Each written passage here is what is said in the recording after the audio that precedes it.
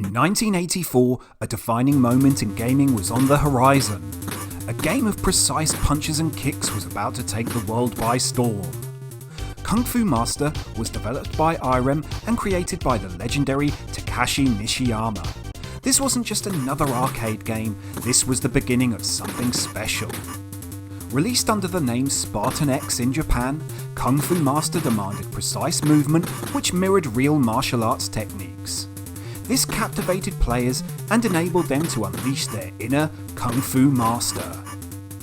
You take on the role of Thomas, who is tasked with rescuing his girlfriend Sylvia from the clutches of Mr. X.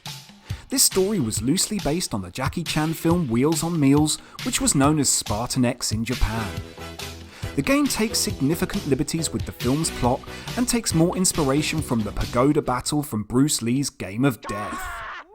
None of the supporting cast of Yuen Biao or Sammo Hung appear, and there is no showdown with Benny the Jet either. Kung Fu Master didn't stop at precise controls. It was the pioneer of the side-scrolling beat-em-up genre. Each stage presented unique challenges and formidable enemies.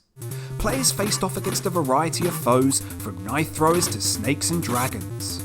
Every stage felt like its own challenge, ending in a memorable boss fight. Of course, the game is very tough, but with practice comes mastery, and at that point you'll be knocking enemies off the screen left, right and centre. The music and sound effects are some of the most iconic in arcade history. It was easy to identify if an arcade had a cabinet just by hearing Thomas knocking down opponents and that signature yell. The impact of Kung Fu Master spread far beyond its own success. It laid the foundation for an entire genre, inspiring the likes of Double Dragon, Final Fight and Streets of Rage. The side-scrolling formula created a sense of progression through each stage, an innovation that would echo in the beat-em-up games that followed. Kung Fu Master wasn't just a game, it was a template for a genre that continues to thrive to this day. Kung Fu Master's legacy goes even further than the beat-em-up genre. Its influence can be seen in fighting games as well. The emphasis on precise timing and one-on-one boss fights all stem from the foundation laid by this pioneer. Kung Fu Master was one of the earliest games to have a health bar, a feature that no fighting game could be without. There were ports to many of the home consoles and home computers of the time, with one of the most memorable adaptations being for the NES. We often visited a place that had a Nintendo Play Choice system, which is where I played this version most. The Commodore 64 port was one I spent a lot of time playing. It wasn't a patch on the NES version, but it was a decent representation of the original. Even the Atari 2600 port was impressive and managed to capture the essence of the arcade game. Kung Fu Master wasn't just about well-placed punches and kicks, it was about innovation, about pushing the boundaries of what arcade games could be. It was about mastering each stage and overcoming each challenge.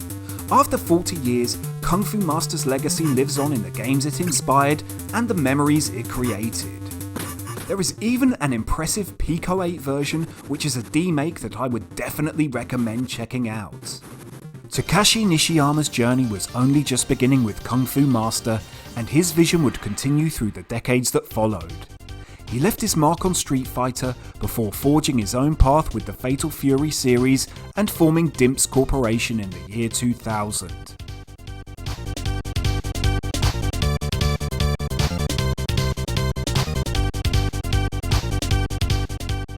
I hope you enjoyed this episode. Let me know your thoughts in the comments section below and subscribe to the channel for more retro gaming content.